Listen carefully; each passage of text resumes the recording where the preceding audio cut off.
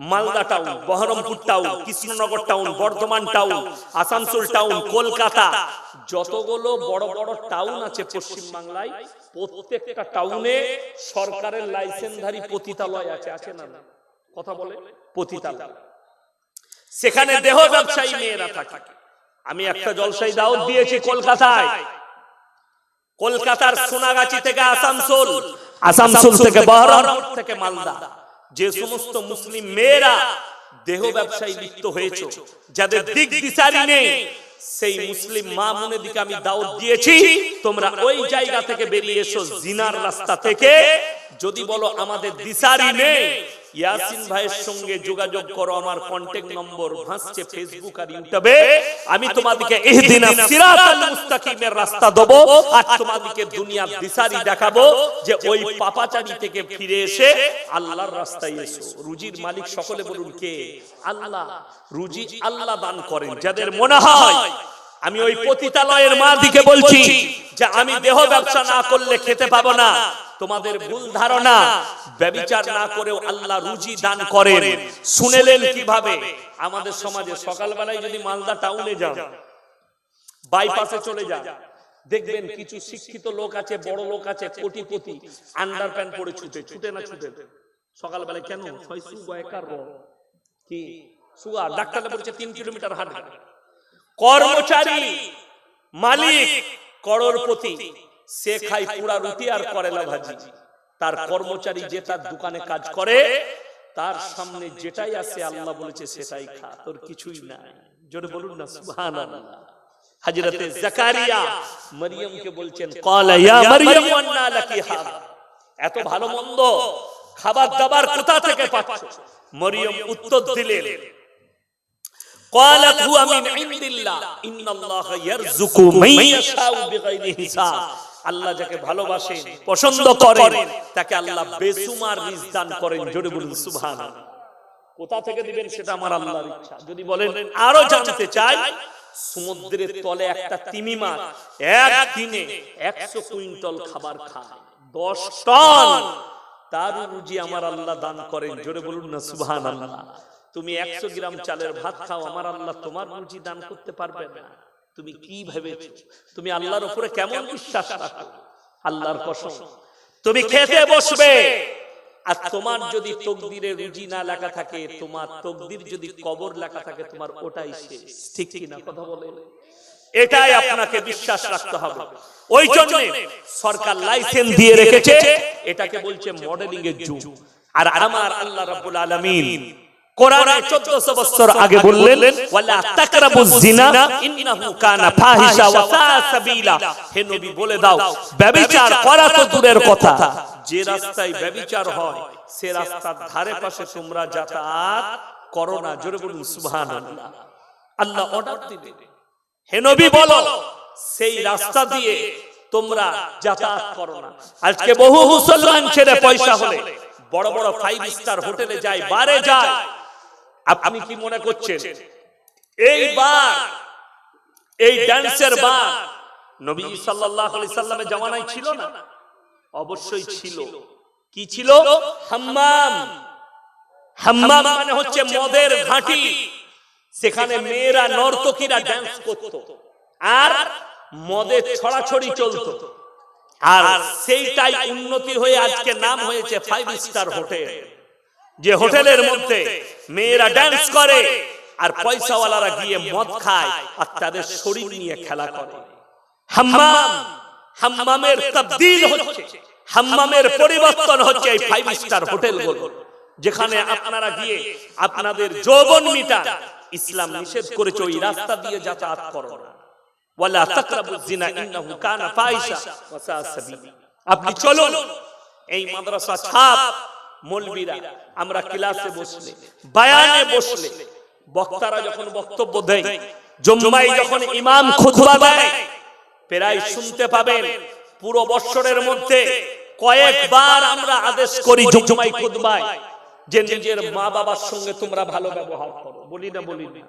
আর আপনাকে দেখিয়ে দেব, মালদা টাউন থেকে শুরু করে কলকাতায় চলুন, ডাক্তার, মাস্টার, আইপিএস অফিসার, আপনার এসআই, উকিল, ব্যারিস্টার, জজ নিজের মা বাবাকে বৃদ্ধ বৃদ্ধাশ্রমে রেখে এসেছে। ঠিক বললাম না ভুল বললাম?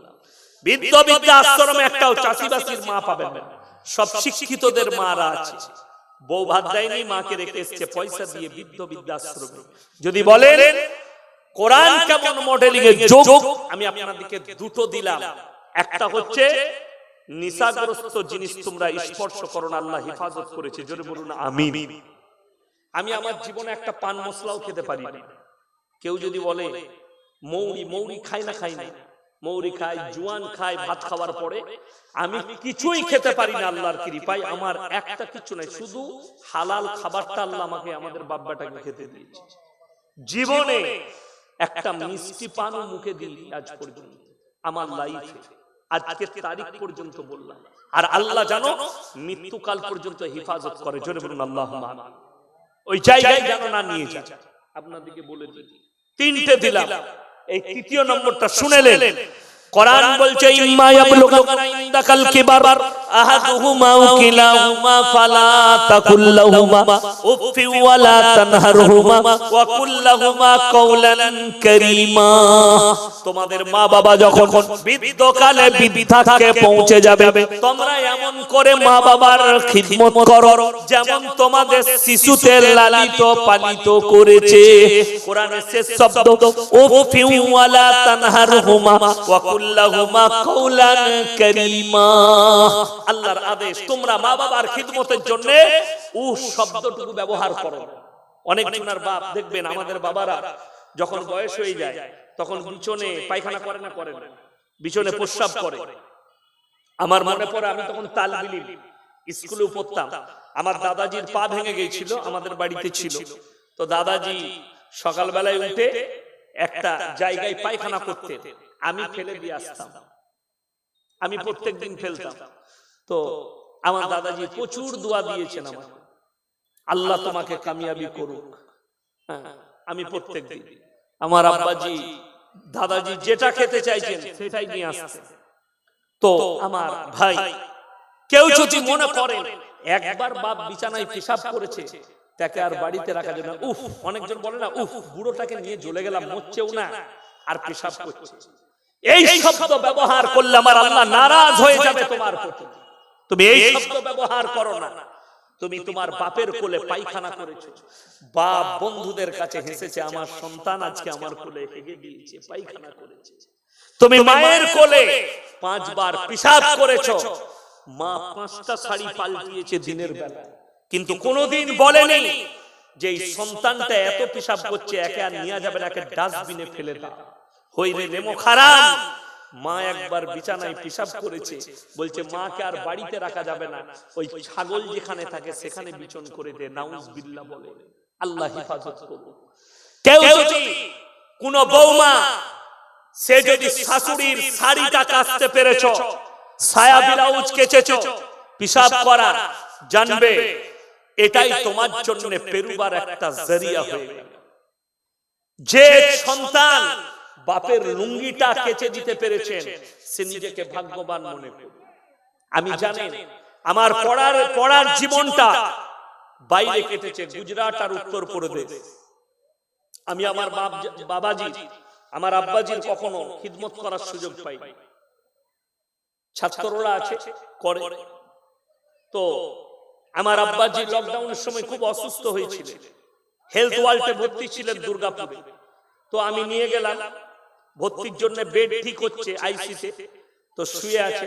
আমি খালি জিজ্ঞেস করলাম 1 গ্লাস জুস খাবেন? ইশারা করলো নিয়ে এসো। আমি গিয়ে মুসাম্মির 1 গ্লাস জুস বানিয়ে নিয়ে এসে ঘাড়ে হাত দিয়ে ওটা পান করিয়ে দিলাম। আর আমি সেদিন নিজেকে ভাগ্যবান মনে করলাম যে আল্লাহ এটার বদৌলতে, আমার আব্বাজির এই খিদমতের বদৌলতে, এই দুয়ার বদৌলতে আল্লাহ আমাকে কামিয়াবি দিলেন। বড় কষ্টের বিষয় মুসলমান আজকে বুঝে না বাবা মা। 3 দিনকার যুবকরা শোনো, এটা আমার যুবকদের জন্য নসিহত আর যুবতীদের জন্য নসিহত। যারা প্রেমের ব্যর্থতা হয়ে আত্মহত্যা করে, যারা প্রেম থেকে বিচ্ছিন্ন হয়ে যারা আত্মহত্যার রাস্তা বুঝে না, ছেলেরা বুঝে না। 3 দিনকার প্রেমে, 3 মাসের প্রেমে বলছে আমি যদি ওকে না পাই তো আমার জীবনটা দিয়ে দেব। তুমি যদি 3 মাসের ভালোবাসায় নিজের জীবন দাও, যে মা বাবা তোমাকে 18 বছর পর্যন্ত বুকে করে ধরে তোমাকে মহব্বত দিয়ে লালিত পালিত করেছে, তার ভালোবাসায় তুমি কি করবে? তার প্রেমেতে তুমি কি করবে? তার মহব্বতে তুমি কি দিবে? মাল লাগেছে 3 দিন আই লাভ ইউ বলেছে, হাতে কেটে নাম লিখছে দীপালি সিপালি।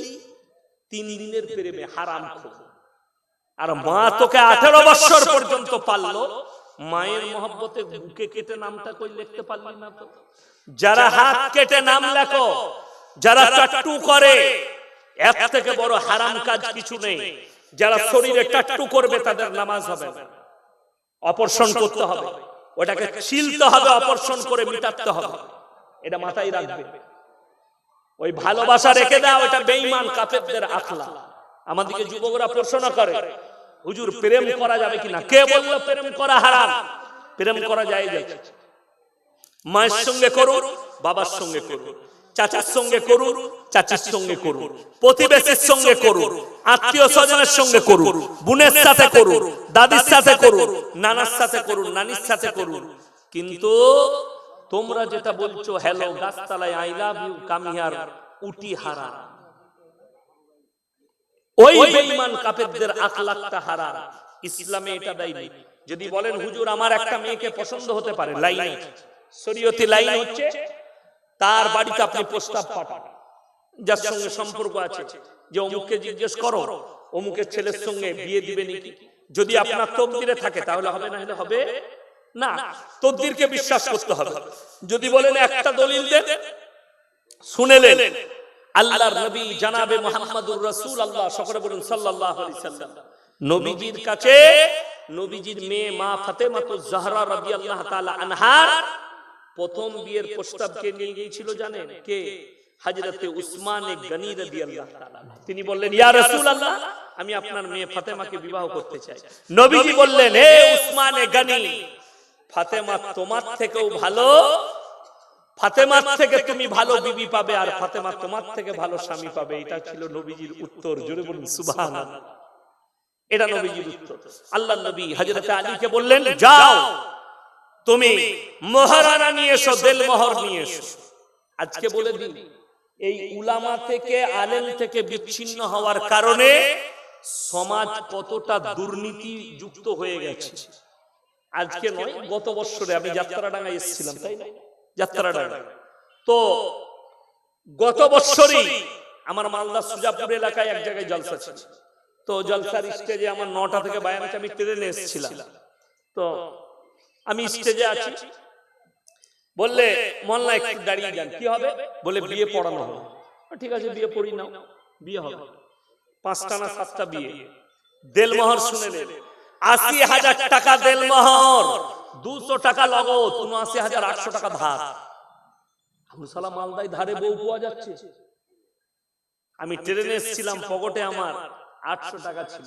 আমি বললাম বাবা ইসলামে 4টা বিয়ে করে যায় যাচ্ছে, ঘরে আমার একটা বউ আছে, ধারে 3টে বউ নিয়ে যাবো 600 টাকা।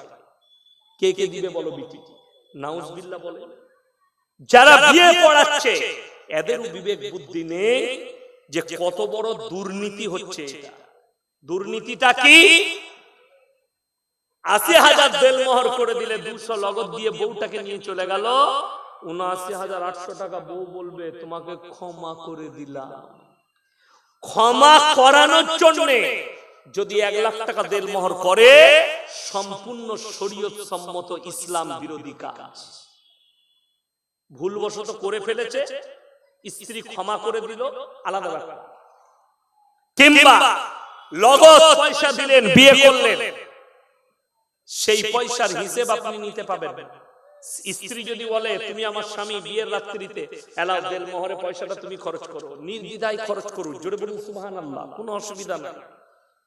স্ত্রী যদি শাশুড়িকে দেয়, তার নিজের এখতিয়ার, নিজে খরচ করুক, বাম্মাকে দেখ, দান করে দেখ, সেটা স্ত্রীর ইচ্ছা।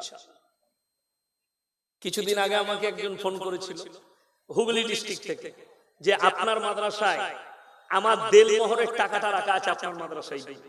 তো আমার মাদ্রাসার আমি নম্বর দিলাম, আমার অ্যাকাউন্ট নম্বর পাঠিয়ে দিল, 2000 টাকা পাঠিয়েছে বলে এটা আমার বয়স্ক ভদ্র মহিলা, অনেক বয়স, বলে আমার স্বামী মারা গেছে, তো আমার এটা রাখা আছে টাকাটা, আমি দেলমোহরের টাকাটা রেখে দিয়েছিলাম 2000 টাকা, এই টাকাটা আপনার মাদ্রাসায় পাঠিয়ে দিল, আমি নিয়ে নিলাম। তার এখতিয়ার জায়েজ আছে, কোনো অসুবিধা নাই, সে যদি স্বামীকেও দিতে পারে। কিন্তু বড় কষ্টের বিষয়, এই কাজ কেন করলো? উলামা থেকে বিচ্ছিন্ন হওয়ার কারণে, আলেম থেকে বিচ্ছিন্ন। আমার বর্ধমান জেলার খবর বলছে, আমার এলাকা, আমাকে একজন দাওয়াত দিল, বেটার বিয়ের দিন ঠিক হবে, আপনার সময় হবে একবার আসার। আমি বললাম জলসা নেই, তখন জলসা ছিল না, আমি বললাম যাব, অসুবিধা নাই। হ্যাঁ, আমি বললাম ঠিক আছে যাব। তো আমি গেলাম, আসরের পরে চা বিস্কুট সবই দিল। আর দেখবেন আমাদের বাংলার মানুষের একটা নিয়ম আছে, নাস্তার সঙ্গে ডিম সিদ্ধ দেয় না, দেয় না, দেয় না, আমাকে দিয়েছিল এখানে, এটা আমাদের নিয়ম বাংলা, যে নাস্তা পানির সঙ্গে চায়ের সঙ্গে ডিম সিদ্ধ দেও। ডিম ফিম দেয়নি, বিস্কুট আর চানাচুর দিয়েছে। তো বড় কষ্টের বিষয় কি জানেন? আমি বললাম শনিবার বিয়ে দাও, আর রবিবার অলিমা বউ ভাত, আর সোমবার করে দেবে। সঙ্গে সঙ্গে সে তখন বলছে হুজুর বাইরে থেকে ঘুরে আসে, ছেলের বাবা। আমি মনে করলাম এই লোকটা বাইরে কি করতে যাবে। তারপরে দেখছি বাইরে গিয়ে বড় মুফতি সাহেবকে ফোন লাগিয়েছে। বড় মুফতি সাহেবকে তার বউ, এ বউয়ের থেকে বড় মুফতি কেউ আছে? বউকে ফোন লাগাইছে। মনি সাহেব বলছে শনিবার বিয়ে, ওই দিক থেকে হযরত ফতোয়া দিচ্ছে তার বউ, শনিবার বিয়ে দেওয়া যাবে না, শনি লেগে যাবে। আমি বললাম শনিবার তোর বাপ মরে গেলে কি করবি? ও তো রেখে দিতে হবে, নাহলে তোর বাপের কবরে শনি লাগবে। এর থেকে বড় বাদদিনী কথা, শিরকি কথা আর কিছু নেই। ওই জন্য মুসলমান ভাই আপনাদেরকে বলে যাচ্ছি, আমার ভাইজান, কখনো এই ধরনের ইসলাম বিরোধী কাজে আপনারা লিপ্ত হবেন না। ডিম দেয়নি, আমি বাড়িতে এসে আমার বউকে জিজ্ঞেস করলাম, হ্যাঁ গো ডিম দেয়নি কেন? বলে বিয়েতে ডিম দিলে বিয়ে ভেঙে যাবে। আমি বললাম হ্যাঁ গো, ডিমের পাওয়ার এত কি করে হলো, আমার তো জানা ছিল না। ডিমের সৃষ্টিকর্তা আল্লাহ, ডিম কি করে বিয়ে ভাঙবে? মেয়েদের হাদিস, মায়েদের হাদিস। আপনাদেরকে সকলকে বলছি, সবাই ইসলামের উপরে প্রতিষ্ঠিত হব, জোরে বলুন ইনশাআল্লাহ। দিনের উপরে প্রতিষ্ঠিত হন। লাস্ট, আপনারা কে কে জান যে আল্লাহ যে মাল দিয়েছে বরকত হোক এবং টিকে থাকুক? কে কে চান? কে কে চান? হাত তুলেন সকলে, জোরে বলুন ইনশাআল্লাহ। কি করে? وآت ذا القربى حقه والمسكين وابن السبيل ولا تبذر تبذيرا إن المبذرين كانوا إخوان الشياطين وكان الشيطان لربه كفورا। হে আমার বিশ্ব নবী বলো, وآت ذا القربى মানে এক নম্বর যাদেরকে আমি আল্লাহ মাল দিয়েছি সবথেকে প্রথমে তোমার কাছের গরীবের খেয়াল রাখবে। দ্বিতীয় নম্বর ওয়াল ইয়াতামা ওয়াল মাসাকিন ওয়াবনাস সাবিলি ওয়ালা তুবাদদির তাবদীরা। তারপরে দেখবে এতিম আর মিসকিন কোথায় আছে। আর তৃতীয় নম্বর হচ্ছে, শুনে নাও, তোমাদের কাছে মুসাফির যখন হাত পাতবে তার হাতকে তোমরা ফিরিও না। আজকের এই মজমায় সবথেকে বড় মুসাফির কে? কথা বলে না? আমি 250 কিলোমিটার রাস্তা অতিক্রম করে এসেছি আমার বাড়ি থেকে। সবথেকে বড় মুসাফির আমি।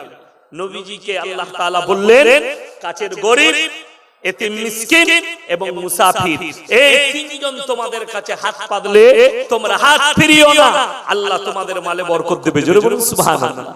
ইন্নাল মুবাদদিরিন কানু ইখওয়ানাশ শায়াতিন, যারা অপব্যয় করে মালে তারা হচ্ছে শয়তানের ভাই। আমার মুসলমান ভাই আপনাদেরকে বলি, আপনারা সকলে জানেন এটা মসজিদের জলসা। আমি বলবো কোরআন কত পারা বাবা? সত্যি বলছেন তো? আমিও জানি, আমি 30 পারা হিফজ করেছি। 30 পারা কোরআন, 30 জন ভাই মাত্র এই শেষ মুসাফির। আমি দোয়া করব 500 করে টাকা ফটফট করে কে কে আছেন তাড়াতাড়ি।